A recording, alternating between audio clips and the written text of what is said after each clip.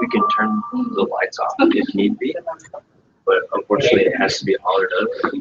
So you just let us know. It's not. You know, if they can read the stuff, it's okay. Yeah, and plus we emailed this. You guys have it on here, so you can distribute if anybody wants it. Thank you. Yeah, Much appreciated. sure. Well, good morning, everybody. How are you? Good. Let's go ahead and get it kicked off. We've got a lot of information to be shared with you today, so I'm not going to waste any time. I'm just going to dive right into it. A couple of things looking to the future. Later this week on tomorrow on Wednesday, I'm going to be teaching a class on the buyer console from 12 to 1. And then also next Wednesday, I'll be teaching about listing presentations from 12 to 1. Next Monday, we have our Monday Mastermind from 12 to 1 as well. And then there's agent tech support from 10 to 3 on this Thursday and next Thursday. A happy hour at Roosters, 4 p.m. this Thursday as well. And without further ado, unless anybody has any questions for me, I'm very happy to introduce Michelle and Gary Hoagland, two awesome agents out of the Burnsville Keller Williams office. And I've known Michelle for years now. And then Gary, you recently kind of joined Michelle in real estate full-time, right? Yeah. What's a little bit of your background? So I spent basically 30 years in technology, the last 18 years at a software company. Awesome. Traveling the world, doing all kinds of stuff, and real estate seemed more interesting to me. Sure, absolutely. Well, and I can tell you why it probably started to seem more interesting. It's because they have started to hit it out of the park over the last few years. They're crushing it. They're doing very, very well. And I would wager to say you are the team in the Burnsville office that is doing the best by far when it comes to farming. And that's why I asked them to come visit with us and speak a little bit about farming, some of the success that they're finding, how they're approaching it, and what it is they're doing, so that hopefully we can take away a few nuggets of knowledge and consider implementing it in our business. So without any further ado, I'll turn it over to the two of you. Thanks very much. Thank you. Well, good morning, everybody. By the way, Zach is very humble, but I got to tell you, I'm the rip-off and duplicate guy, and a lot of my rip-offs come from the Duckworths. I mean, entirely. So, and I've even emailed them a few times. What do you think about this? What do you think about that? So, always nice to have a resource to go to. So, I am Gary Hoagland, for those of you that I have not met before. My beautiful team leader, my boss, my wife, Michelle, and people say, how long have you been in real estate? I said, well, I've had my license for a little over 2 years, but I've been married to it for like 17. So yeah, I've been involved with real estate for a long time, you know, and I've seen we were just talking about the ups and downs. I've lived through the ups and downs. We've been there. And part of the reason that we got to the topic of today in geographic farming is we were a little bit tired of the ups and downs. We'll talk about it a little bit.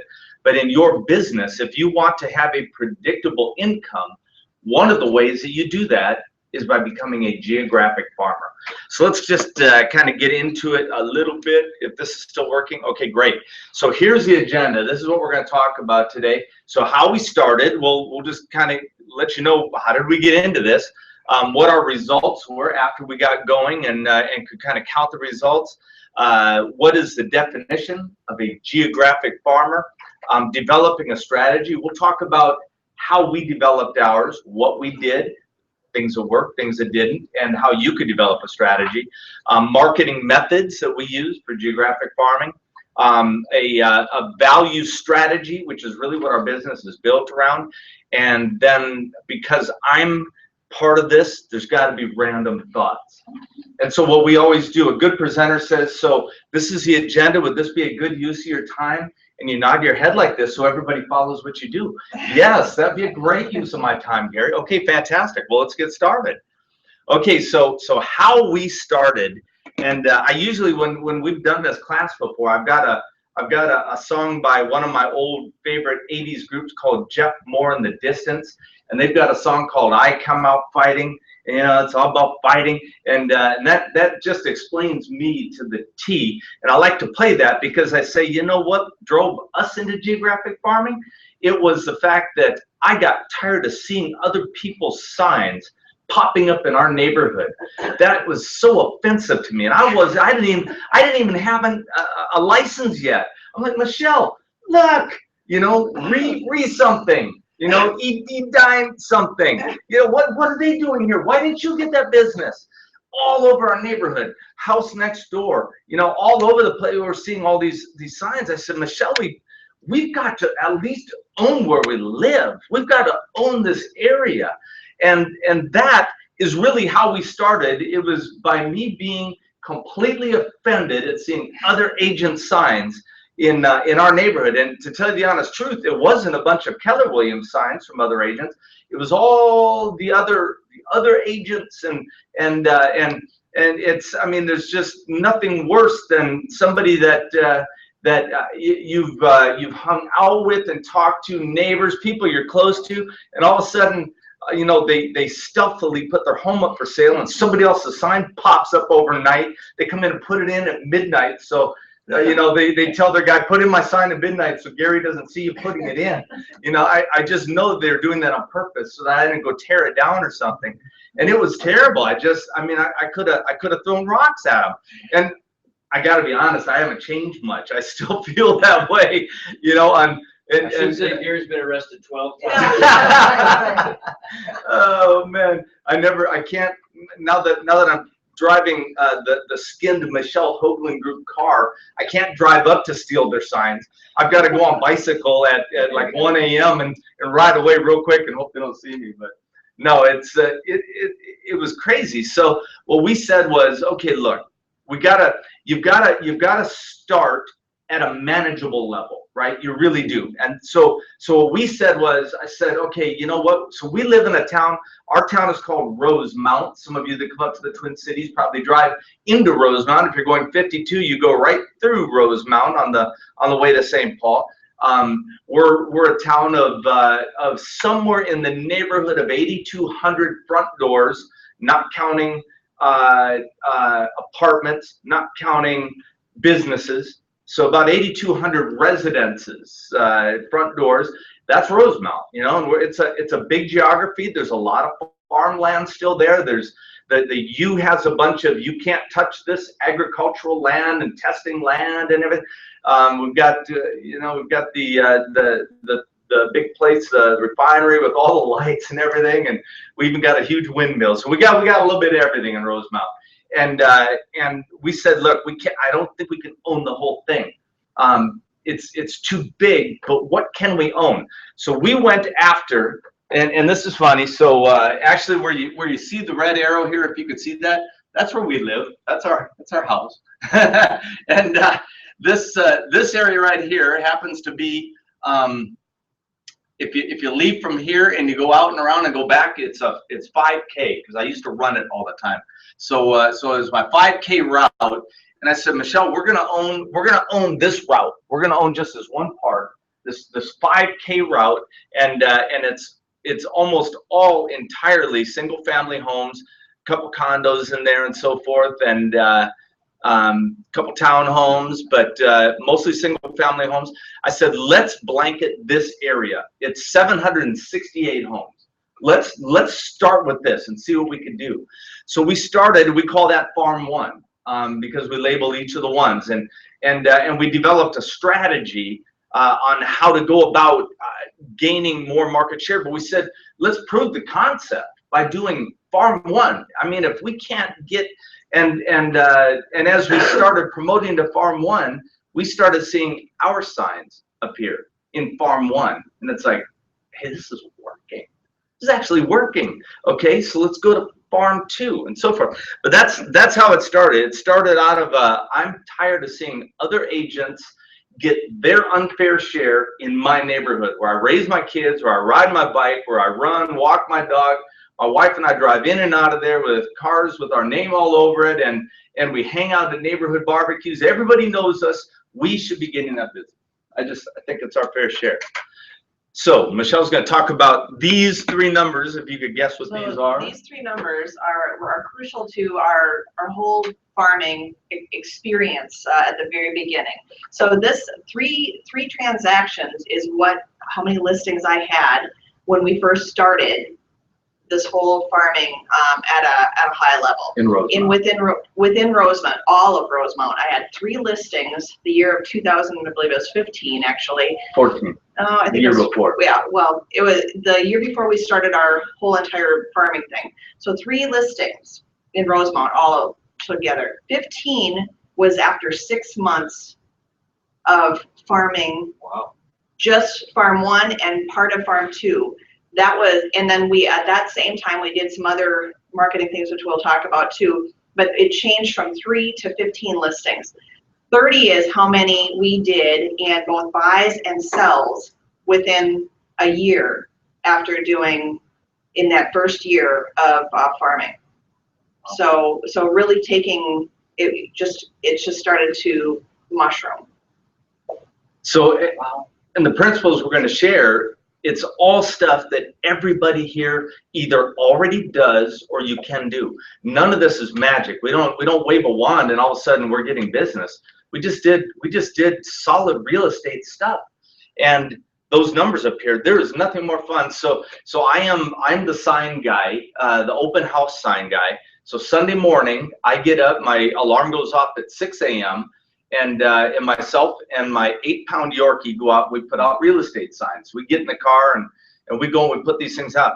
There is nothing more fun than visiting 3 or 4 homes that you're holding opens at that are a 1-mile drive from your house. It's beautiful because I've done the 25-minute drive to where our open's going to be to put up the signs. But I like to have them out before anybody gets up. I wanna market us as much as we can. I want our signs to appear magically on lawns and everywhere. So we get up and do that. And I love the idea of geographic farming where we could go and do this just right down the street. The first, my favorite is where the first sign that I put up, I walk it to the corner of Mar cul-de-sac because we got a home that's within earshot of there. And it's just beautiful. So that's kind of what we did. So geographic farmer, am I a geographic farmer? Because some of you you're listening to this. I don't know how much, I'm sure you've heard of geographic farming before. It's a well spoken on topic. People do it.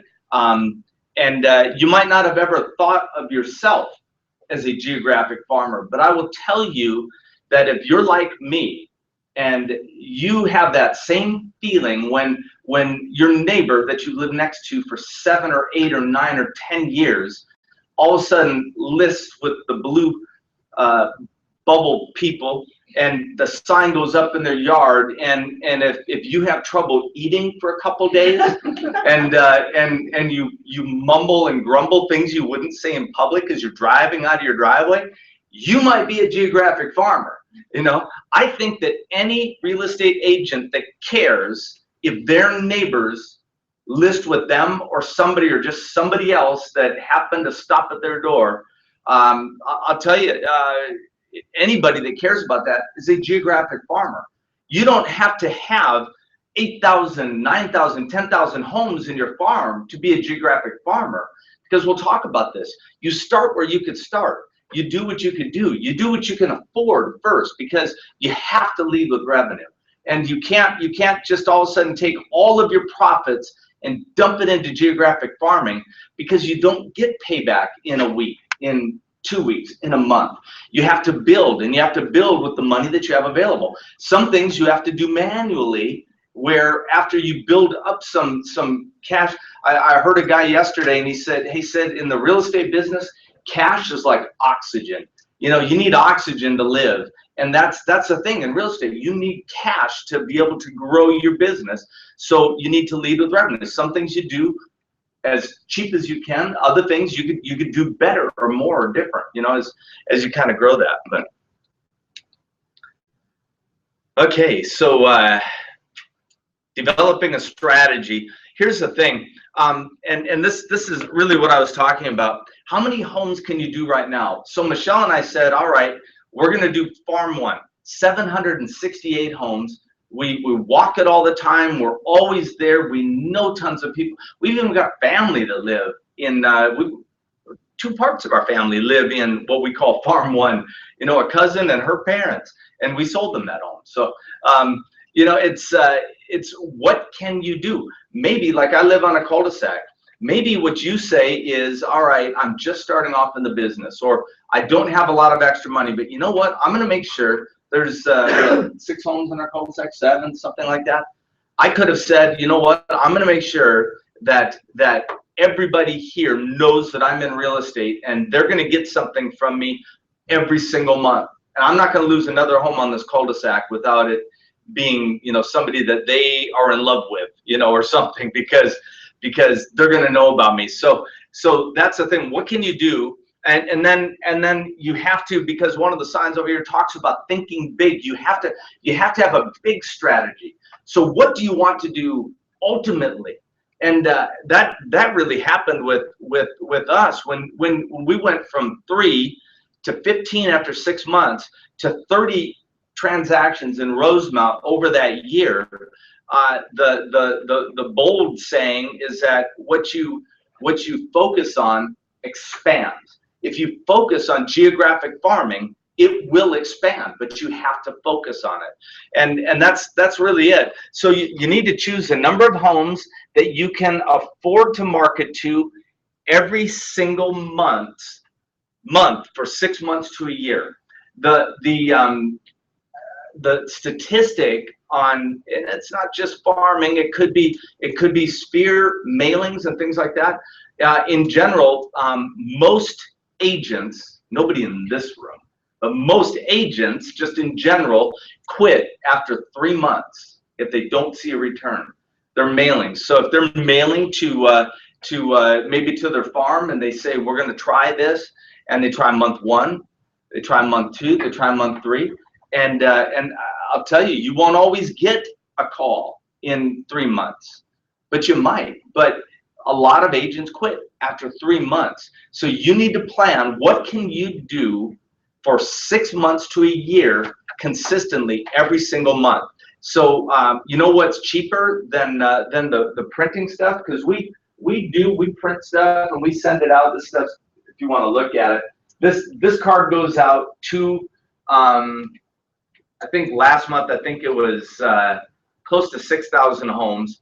So we send this out every single month. It's just a recipe. It's a thing of value. Michelle's got a great story. I hope she'll tell about the card, one of her recent listings. And then on the back, there's a call to action. It's just very simple. And you know, we probably get these printed for 30 some cents. Yeah, each. So you know what? If you multiply that by thousands, it becomes a lot of money pretty quick. So maybe what you need to do, maybe the first thing that you could do and what you could afford right now is the Xerox machine. That's an old saying, isn't it? Use the Xerox, you know, and you could put it on cassette tape. Or So do you have somebody mail those for you? Yes, Yeah. that's Sensations. Okay. Yeah, company that does it for us. It's important. You have all heard about leverage. You have to leverage your mailing, or it'll take up all your time. All of the time that you'll be using to really make money, you'll spend doing administrative tasks that somebody else could do. But at the beginning with your geographic farm, and I'll tell you, we did start off this way. I'll get into it when we talk about our strategy. But we went door to door. I was like, these people are going to get to know us. So we printed stuff up, and the first things were printed on the photocopier at the office. We printed them up. We put our stuff on there, put it in some waterproof, little cheap waterproof bags, and went door to door with it. So maybe that's what you could do to start off. Maybe that's what you can afford. If you're sitting on some marketing money for your business and you could afford more, then you know something like that might make sense. Let somebody else print it and send it, and you know the message is pretty good. The card is something that people keep. Food Channel and HGTV are two of the most popular channels on television right now. So if you've got a home tip or if you've got a food tip or a recipe, people want it. They keep that stuff. So the big thing about farming, and that's what I say, 6 months to a year. Farming equals consistency. You have to be consistent. Absolutely have to be consistent.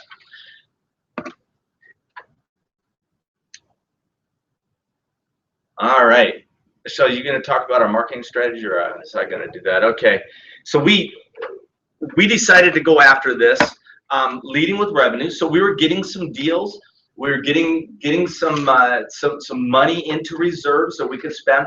So I went out, and not everybody wants to do this, I know, but this was to make me a better driver. I went and got my car completely skinned, and Michelle told me, she said, "You drive nice. My name is all over your car, and my phone number. They're gonna call me, and then I'm gonna call you."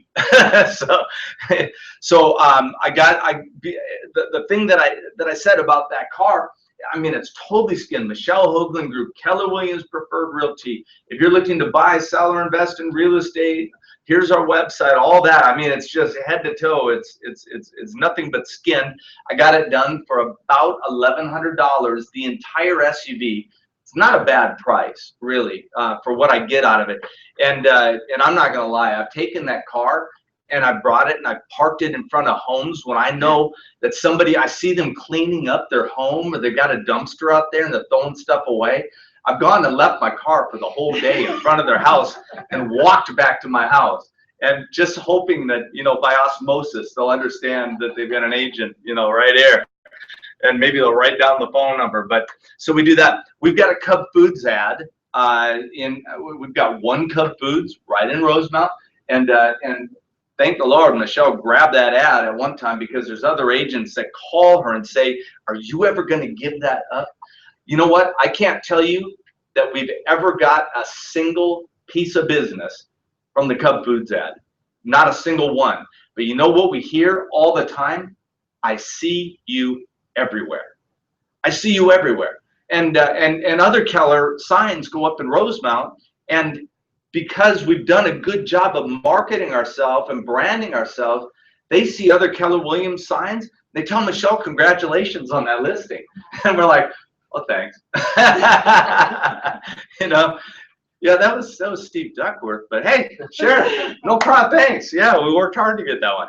No, but so we do the Cub Foods ad. This is where it all started. I talked about the printing yourself and introducing ourselves to the neighbor. When we first decided to go after Farm One, we printed up, and I came up with this campaign just called "We're Your Neighbor." And I wanted people to understand that our saying for our team is, we live here, we work here, we care about our community. So that's the brand that we want to get out there. We live here, we work here, we care about our community. We put that all over that thing. We're your neighbor.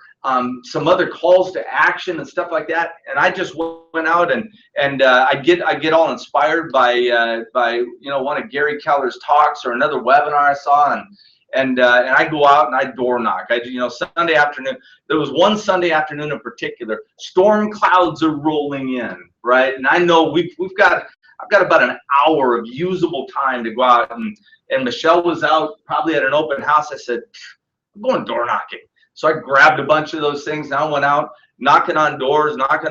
"We're your neighbor." Hi, people sitting outside.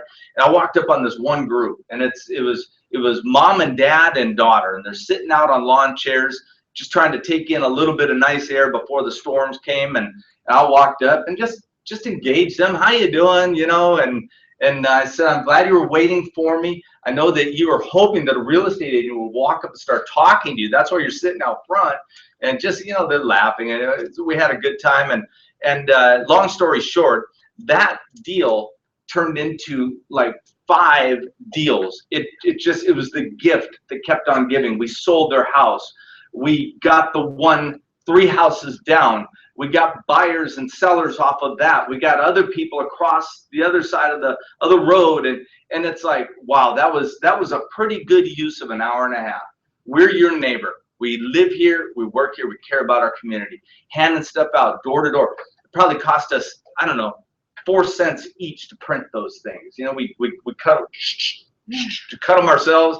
It wasn't fancy, but it got the message across, and we didn't just mail it to them. I went and talked to them. All of us can do that. Every single one of us could do that. So the 12 by 12 plus a sensation. So we do that. This is Sensations if you want to check them out on the web. We in our farm, we always send. It was kind of funny, after the Twins went on a little bit of a win streak, I said, "I'll bet you people are digging in your trash for your Twin schedule, aren't you?" But the Vikings one they probably keep. But we send this out in our farm, the Twins and the Vikings. Everybody, a lot of people do that. It's not unique, but we do that. One thing that's not listed on here that we tried at the beginning, has anybody ever heard of Smart Zip? Have they ever marketed you or called you, or have you ever seen their stuff? So Smart Zip apparently has a very, very magical way of identifying people that are in the next year going to sell their house. You know, it's like voodoo or something. And they've got some kind of big data search engine that tracks people's habits. So, you know, if they're buying extra fertilizer, they're probably getting the flowers ready to get their home on the market or something. I don't know what they use, but they gave us a list of about 300 homes where they think the people were likely going to sell. And we use them. My message, because you won't see sensations on here, because we took them off. Smart Zip, sorry, no, Smart Zip. We took them off because it was expensive. I think a year was $3,500, something like that. And so I would tell you this, and Zach, I'm sure you'd reinforce this with your business. There's things that you will try from time to time. They're not going to work, but you have to be a business person enough to say, that's not working. I'm backing off of that, and I'm going to shift my marketing dollars to this, to something that does work. And we found that with these guys, it's not that it completely didn't work. It's just that it didn't work for us. They did find homes that went up on the market, and we know that because I'd see them when I was searching the MLS, and I'd see somebody else listed that home that we had on Smart Zip. Well, Gary, I appreciate you sharing that. Yesterday we had a mastermind, and we specifically talked about that company, and we were asking, has anybody had experience utilizing it? So I think you just answered that question for a couple of us in the room. They were for real. So I track every single home in Rosemont, every single one that goes up for sale. Which realtor lists it, what the price is, when it goes on. I keep a spreadsheet. Because I feel like need to be a local market expert. I need to know what's going up for sale and who's doing what. I mean, we need to keep our finger on the pulse of our city. And Smart Zip, I used to have a special field if a home went on, and it was one of the ones on our Smart Zip database, the 300 that they identified. I'd say at least 10 to 15 of the homes that they identified did go up for sale. So, you know, was it luck? Was it it could have been over 600 homes a year sell in Rosemont. So with 8,200 front doors, about 600 homes a year go up for sale in Rosemont. And this happens year over year over year. It's consistent. It's predictable, right? And so they might have just been lucky and picked it. I don't know. But we weren't getting much of that business. We maybe got one deal off of it. So I think I don't believe in marketing things that all they do is pay for themselves. It's got to, I'm a big believer, and I tell people this when they call me with something they want to sell me. I want to see a 6x pipeline. So if you're charging me $3,000, 6 times 3 is 18. I want $18,000 in pipeline, and I want a 3x return on it. So if I'm paying 3, I want to at least make 9,000 for me to consider using you another year. That's just my own personal rule. Michelle and I are personal rule. Some people might actually expect a higher return than that, and I think you should be able to. But we do just listed, just sold cards. Open house door knocks. This is real estate 101, isn't it? I mean, people do this, but we for sure do this in Rosemont. We're fanatical about doing this in Rosemont. Michelle is part of the Dakota County Chamber of Commerce. Some people say, is it worth it?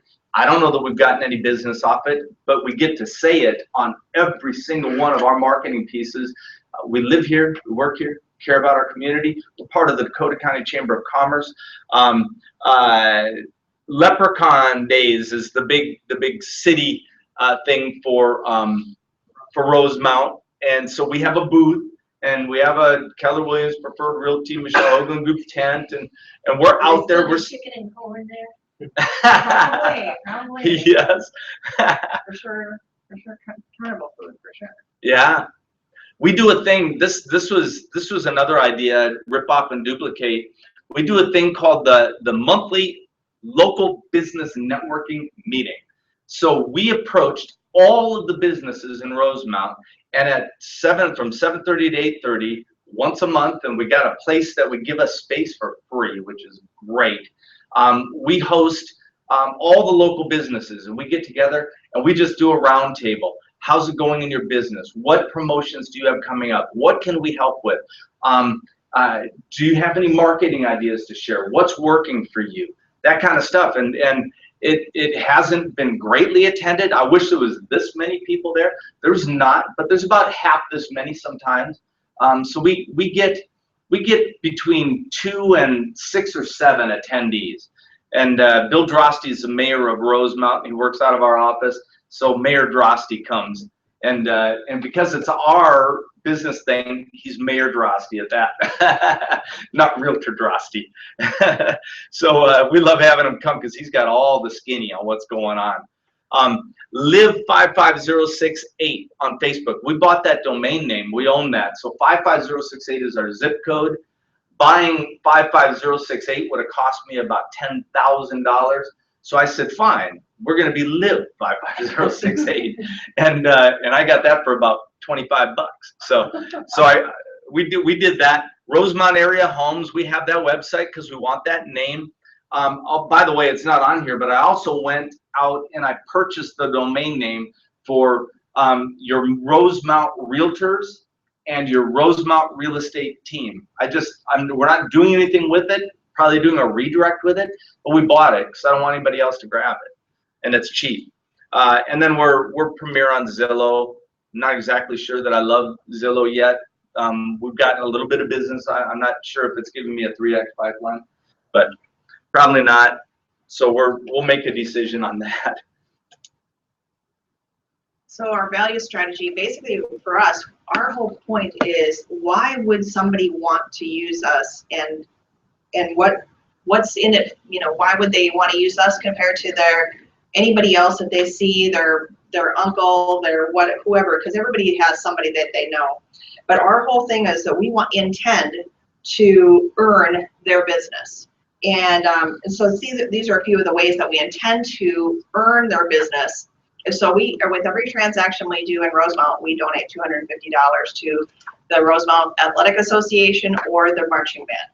And if any of you know, they're going to the Macy's Day Parade this year, so it's a huge deal for us. So we also provide a HSA home warranty for every home listed in Rosemount as part of our give back here. We do a weekly food drive benefiting our Rosemount 360s community food shelf every single week, and we do a door knocking campaign every week for about 40 to 50 homes that we do, and we've got things that so it's another way for us to get out there.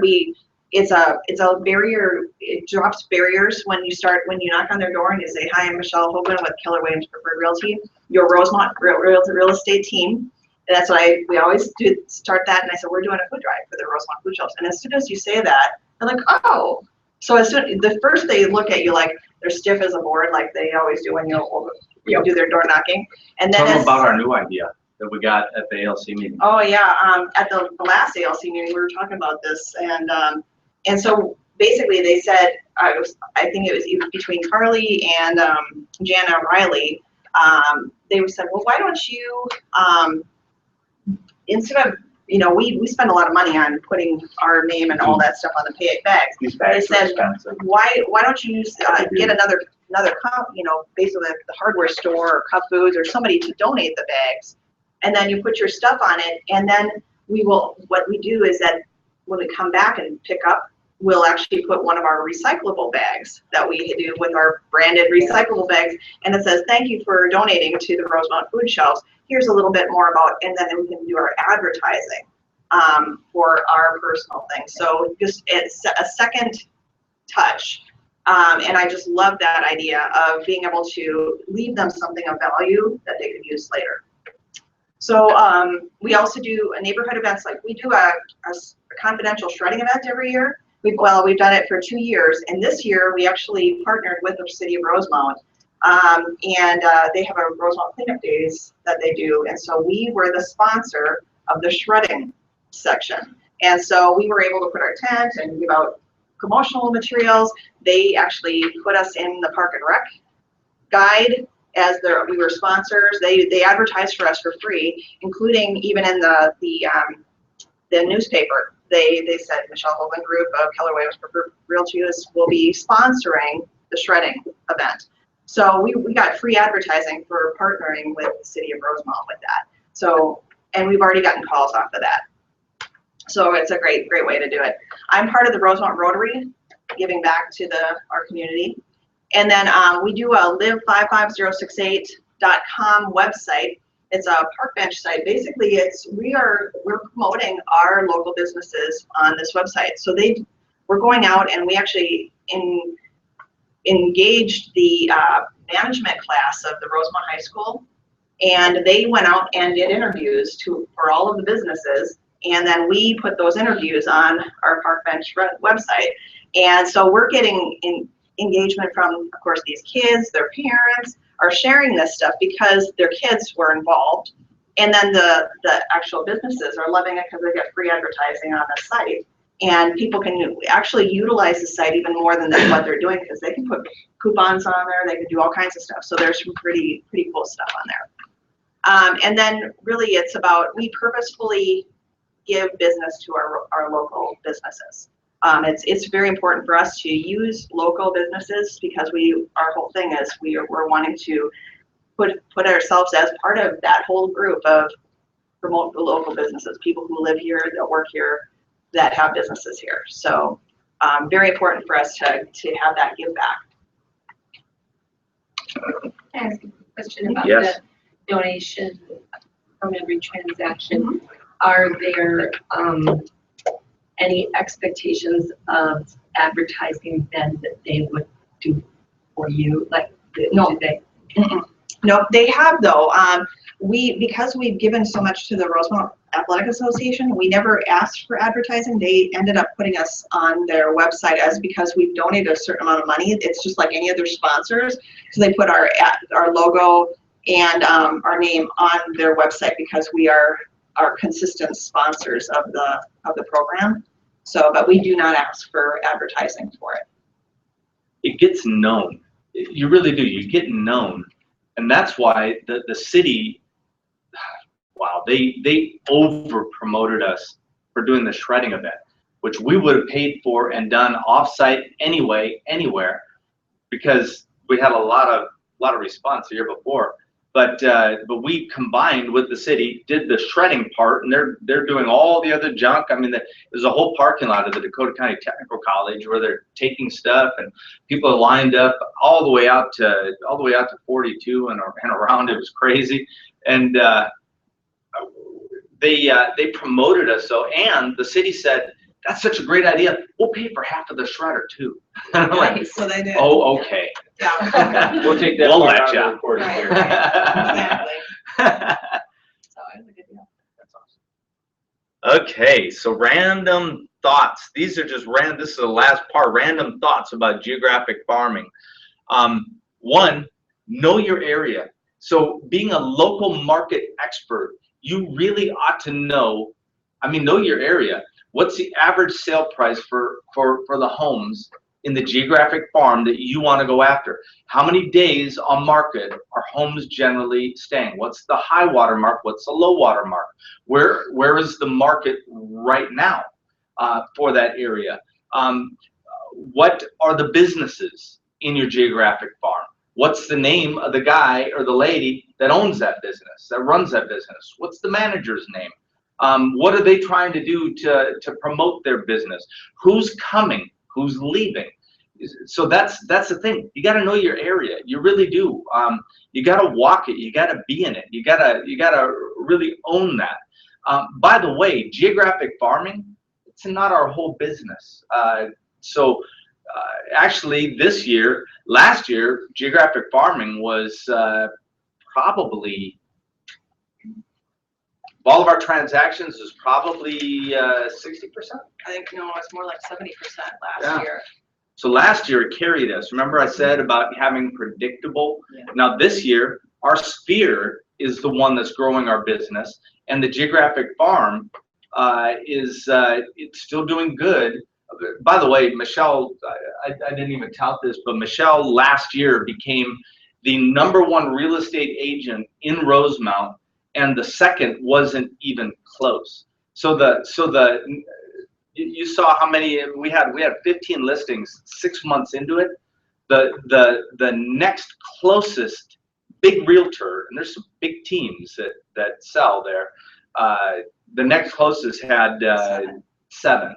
Well, now that's something you can hone in on in your marketing. When you're And we do. That's what we say. We're the most used real estate The agent. most used real estate agent in Rosemount. We do. Those numbers, 3, 15, 30, that's a phenomenal move of the market share dial. And it was strategic, it was purposeful, and you Right. set a way to measure those results. That's pretty amazing.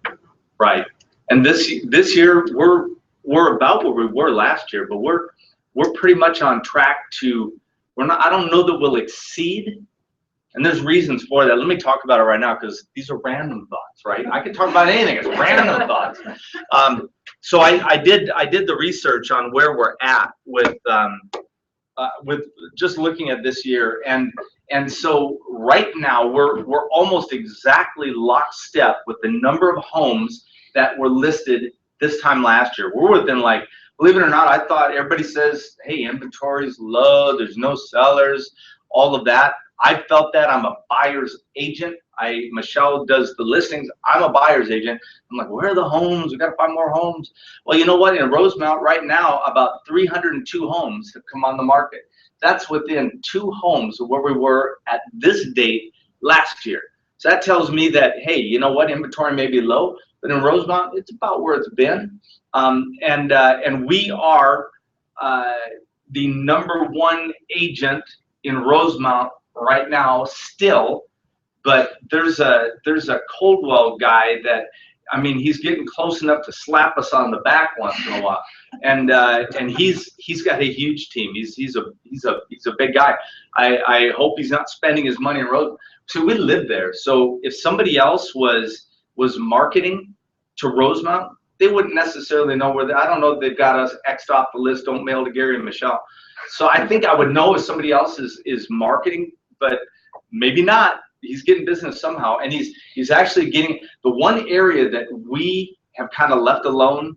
And in our area, it's kind of the big buck area. It seems kind of silly, doesn't it? That while we're not going to go after the $1 million homes, so it's an area called Evermore. It's 500,000. 500,000 plus. There's even a couple of $2 million homes in there, and everybody, and this guy seems to kind of own that. So we're leaving that be for now, not forever. We're leaving that be for now, but I did a check, and I looked at all of the agents that have sold a home in this 6-month period, almost 7-month period in Rosemount, and only 33% of them did multiple transactions. So think about that for a second. What's that telling us? Only 33% of all the agents that sold in Rosemount did more than one transaction. Michelle has done the most. This Coldwell guy is like grabbing her coattails, and then everybody else is like 2 or 3. But what that tells me, and this is what I've said for a long time, the agent that is very difficult to beat is the one they're related to, that they were in a fraternity with, that they went to school with, that their kids play hockey with. So those are the ones. And so I'm going to tell you that I think, because I'm seeing these little signs, and it's like, where'd that come from? You know, who are they? I don't even know the name of that real estate. It's like one guy that started a brokerage, and it's him, and he works out of his garage, and he got that listing. Well, you know why? Because they have Thanksgiving dinner with that guy. And so 66% of the listings in Rosemount went to one transaction agents. Most of them I don't know. I know a lot of agents, especially the ones that do market. So what that tells me is, so I may, you know, I still have a shot at the other 33. That's what I say. And if 600 homes are going to sell in Rosemount, so 10% is 60. And so 30% is going to be 180. So I think that my potential is 180 homes in Rosemount that I'm competing against the intentional real estate agents. And so I may not get the other what, 420 or whatever, but I've got a shot at 180. Is there anybody here that would turn down 180 listings? And Gary, once you get to that 180, then you're going to start to see those other percentages. Exactly. Mondays, Tuesdays start to slip as well. It's going to be like, why would you use somebody else? Because we see they keep selling all these homes. And it is. It's like a self-fulfilling prophecy. Once you start getting more, you get more because you had more.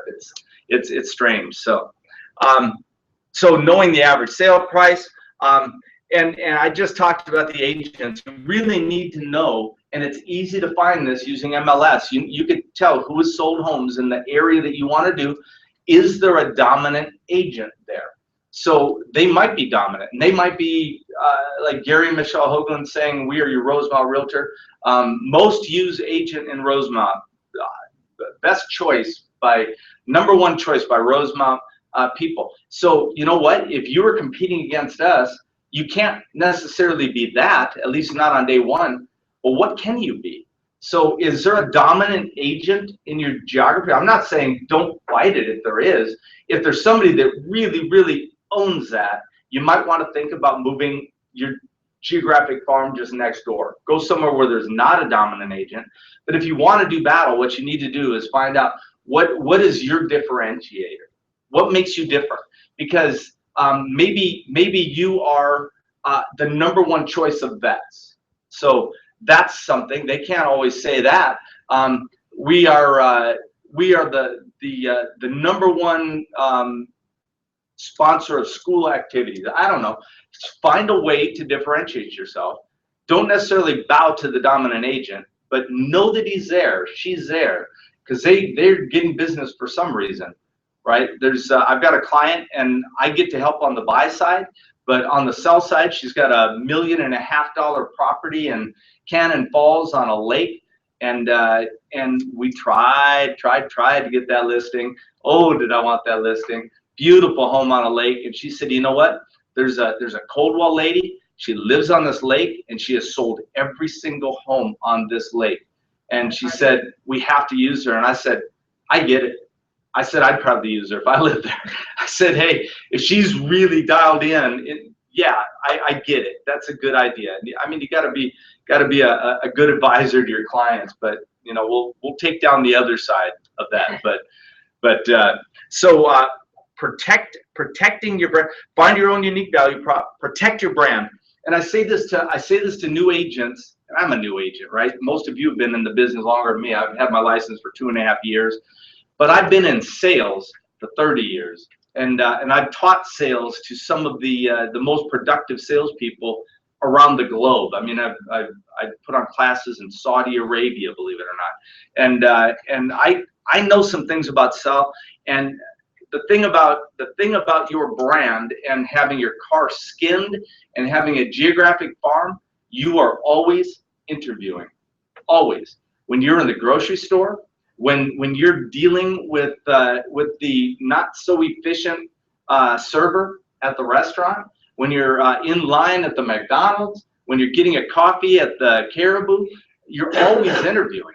So make sure that you're on your public persona, that your brand, that you're on, so that you know you're not damaging your brand with one crabby moment. One word said could cost you a deal, could damage your brand. Don't let that. You're always interviewing, always. And then the last point is be present. You gotta be in your city. Like I said, it's on purpose that I go and leave my car places and go park it, and why we frequent Rosemont's Friday night date night. A lot of times just goes to a local Rosemont restaurant because we're wearing our Michelle Hoagland Group, we're your Rosemont Real Estate Team t-shirts. We match. It's disgusting. but we go and do that because somebody always engages us. Somebody that knows us or somebody that walks by, it never fails. We are engaged every single time we do that.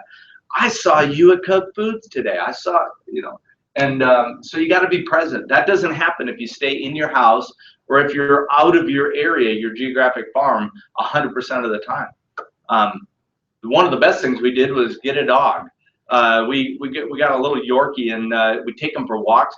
I had no idea how engaging dog people are with other dog people, but it was huge. I mean, we walk and we talk to people we never spoke to because, oh, look at the little dog, you know, and we go talk to them. And so one more, because this is random facts. The Sensations postcard, I thought I said I would tell you that story. So recently I had an interview for a listing appointment, and it was at this house in Rose Mountain, and so I go in and said, so how did you hear about me? And he pulls out, and she says, yeah, you know, my father died, and we're trying to get our house ready and everything. And she says, we were saying, who should we have sell our house? And she says, my brother goes and gets this whole packet of postcards with all the recipes on it, and says, this lady. And it's literally a whole bound thing of all the recipes that I've sent over a year. That and he goes, this is the lady we need to use. And it was so funny. I was like, oh my gosh, okay, you know, because we were kind of looking at it just recently, saying, well, I don't think we're getting anything off of these recipe cards anymore. We were kind of doing our, you know, recap of what our return on investment, and we're like, I don't know if we're getting. And then here I get this lady, you know, and I'm like, okay. So I thought it was pretty funny. We went to family reunion this year, and one of the booths we stopped by, I forget the name of the company. Shame on me. Personal marketing. Yeah, Is it? marketing. Yeah. I do that. Do you do this? So I stopped and talked to her. She was right at that door before you went in, and I was so impressed with their product so we've given it a trial, and we said we're just going to do farm 1, so 768 homes, just going to do farm 1, but it's like a newsletter, and it could be different things. So we chose for this one the homeowners update. Inside the Modern Man Cave, remember HGTV, Food Channel, most watched networks on TV, product warranty to buy or not to buy, how to clean up your garbage disposal, 4 products for a smarter home, and then on the back it's got the recipe, so we're covering both angles, right? And then we've got our information on there, and also on the front. So we're branded on both. We're giving it a try. We're going to do like 6 months. I think we bought like 6 months just to give it a shot. So we're still mailing the Sensations cards, and we're doing this as a secondary. So we'll see. I'm not going to give up after 3 months, you know, and it's only been since February, so it's been a little over 3 months, but probably March was the first mailing that we did. So March, April, May, June. So one of the things, and I will tell you this, and this is just me experimenting with our business a bit, because what I did when I wanted to learn about farming, there's a guy named Kenny Klaus and his partner Scott Koyman. They're out of Mesa, Arizona. He's a mega farmer. All they do is farm, and they make a lot of money. Mesa's a bigger city than Rosemount by a long shot, and they've got a few geographic farms all mapped together there, a couple different zip codes. It's big. But I'm a little bit of a Kenny Klaus disciple when it comes to farming. What they do is they produce their own newsletter, and it's as professional as this, but it's more interesting looking. It's got more colors. It's branded up at the top. It's whatever the zip code is, your community connection. It's got things on there where people could go get their home values. It's you know, they've got one that's 4 pages like this. Then they've got one that's 8 pages. They use Every Door Direct Marketing to mail it, which is the cheapest method of mailing, EDDM. If you go to United Postal Service and search for EDDM, you can map out an area and it'll tell you what it costs, but it's like a bulk mailing to an area instead of you know, a postage stamp on every single thing. But I've been flirting with this. I'm trying not to look at Michelle because I know she's glaring at me. Because she's like, who's got time to create a newsletter? That's been our big deal. It's like it's so much energy. I mean, we actually copied Zach and Carly on their electronic Electronic, you know, one, Yes. which we just started implementing.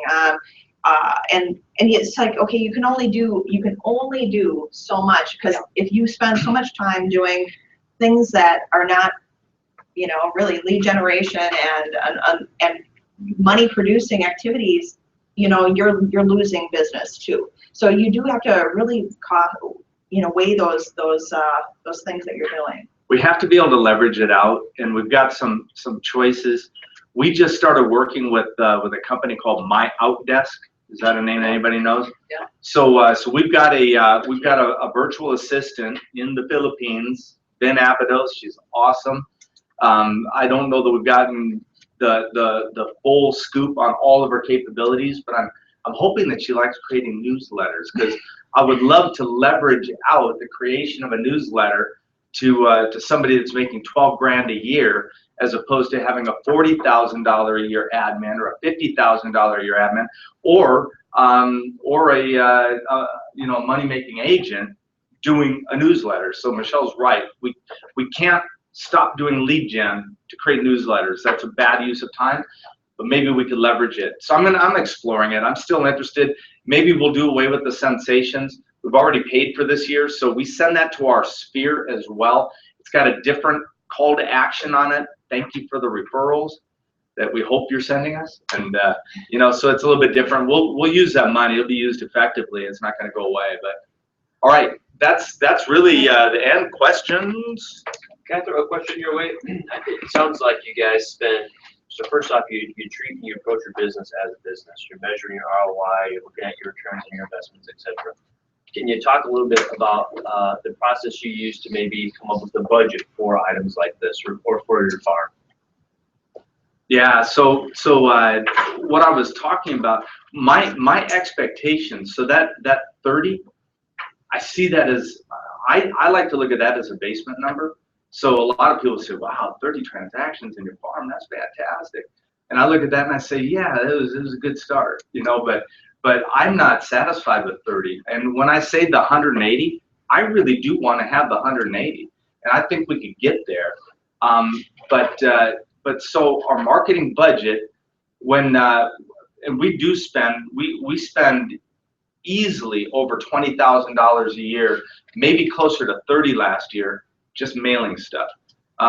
And so if I spend 30, according to my rules, it's got to give me a pipeline of 180,000 and a payoff of 90,000. I'll spend 30 to get 90 every single time. And I think that's reasonable. I know some other mega agents, and that's, you know, if they have 700, if they have $1.5 million GCI and they keep 700, they're pretty happy with that. I think that's a reasonable kind of factor. But that's what we do, is we kind of measure it with the 3x, the 6x pipeline, the 3x return on investment, and then we'll invest. And we won't borrow money to send out postage. Right. I promise you, I'd stop mailing tomorrow and I'd walk every door myself. I'd go to the office and I'd print it late at night, cut it up, and walk it myself if I had to. We wouldn't stop farming. We'd stop spending money on it. But we're seeing the return that supports the investment right now. So the takeaway is you're managing and forecasting your business and your revenue in order to do so. And then I think it's important to understand you didn't start that way. Right. Right. We did. You worked up to a budget. Right. Because we started with basic, you know, of course, I've been in business for, you know, 16, 17 years. I did a little bit of this farming, I mean, but at a really low rate. So I would do you know, get them a twin schedule, a Viking schedule. So mostly it was like a quarterly. Once a quarter, they get something from me. Once a quarter does not work. I don't, you know, that's why I was so frustrated with people listing with somebody else. I'm like, they get my stuff. It doesn't matter. I'm a twins calendar. You know, it doesn't matter, because it's them seeing it when they are in need. You have no idea when they're going to be ready to do it, and they won't notice your stuff until they are set and ready to go. And it has to be consistent. It just has to, the consistency is like number one rule of geographic farming. And we built it, so farm 1, 768 homes. Farm 2, the same size, right across one of the streets, about 785 homes. And then we went to farm 3, we went across the big road, and we added, I don't know, it's 1,000 some homes. And then we did farm 4, and that added another like 1,500 homes. Then we did farm 5, we did east of 3, which is probably, if you drive 52 to St. Paul, you went by farm 5. And because we run our business like a business, we did farm 5 for a little while, and we decided that wasn't the best use of our money. We backed off a farm, we moved farm 5 over to another area with very huge turnover, entry-level homes, first-time home buyer heaven. And we thought that's where our money needs to be invested before we go to farm 5, which has a lot of new construction. They're not going to buy a house for 5 or 6 years. If they did, something bad happened. You know, so we, you know, that's not where we should be investing. So yeah, so that's what you do, is you just build on success, build on success, build on success. If anybody here had any great referrals for the Rosemount Realtors, how would they get a hold of you? We will definitely, here's our website is right there, but my email address is mkhogland@kw.com. And then Gary has some cards. I actually forgot to put some extra cards in my thing, so if anybody does want, I can always send. I know. I can. I just gave them all out the other night. That's why she has you with Gary. That's right. So what we'll do, we take a break, and we'll take a break for about 15 minutes. I'm sure you guys will stick around, linger, and ask questions. And then the ALC meeting is going to kick off at 12:15 to 1:15. And Gary and Michelle are going to be here for that too. And it's going to be more of a Q&A, not necessarily just about farming, but also their team, their business, and everything they're doing to get to, you know, the type of operation that they're running today. So let's give them a hand. Thank you very much. So Kimberly's not mad at me. Could we get a picture with everybody? Great idea. She wants, she needs this for our electronic newsletter.